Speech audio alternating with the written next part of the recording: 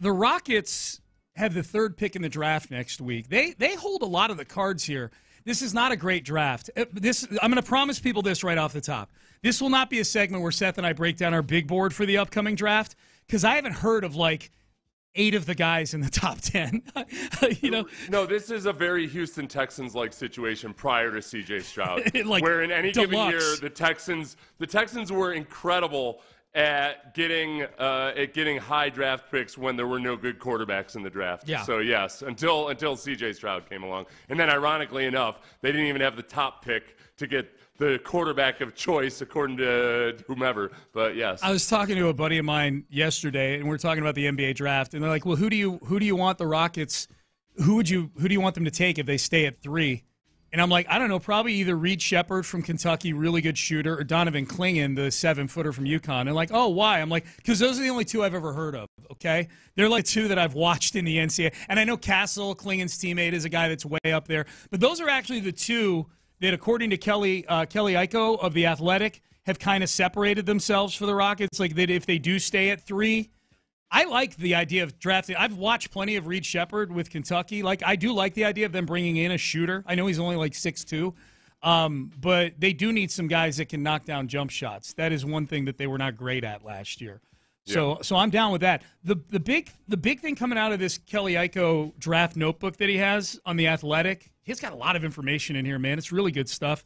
Draft is next Wednesday and Thursday.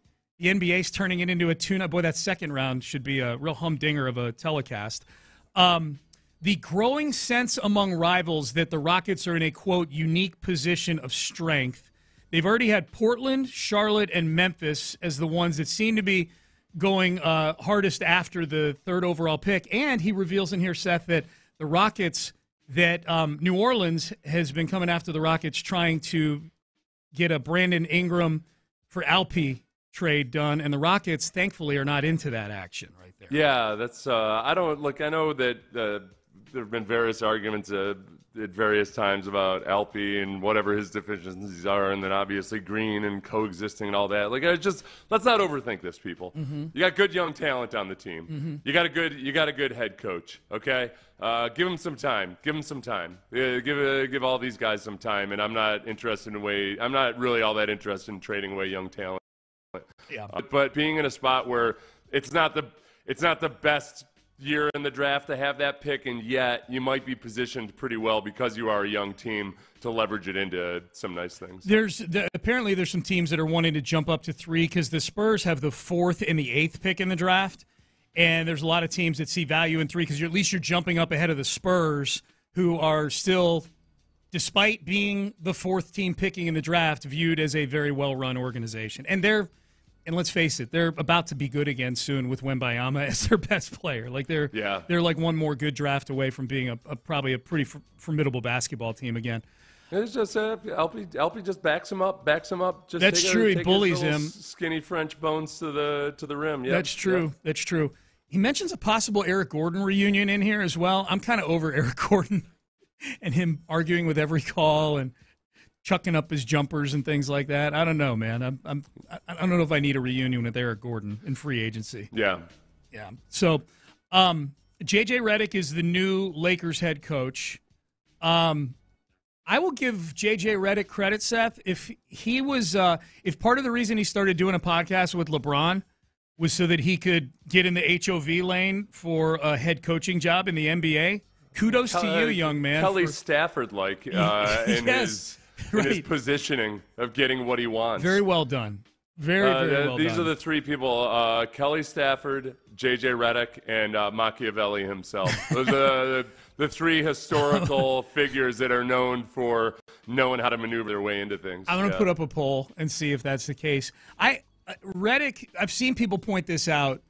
Redick as the head coach of the Lakers, he's in all likelihood he's going to be coaching LeBron. I know LeBron can opt out and then re-sign. I think most people think that LeBron's going to be a Laker again next year. We'll see if Bronny, his son, is a Laker as well.